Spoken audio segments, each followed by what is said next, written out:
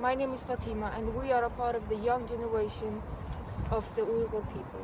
Today we are here standing in front of the Volkswagen company to be efficacious about the current situation regarding the Uyghur people, regarding the people of East Turkestan, and regarding the systematical genocide that is happening there. We are here demonstrating to be against the Volkswagen company that is cooperating with the Chinese occupation regime in the Uyghur concentration camps. We are begging the world to help us destroy the financial ecosystem that the Volkswagen is projecting by their connection with China, by their business in China, and by operating there.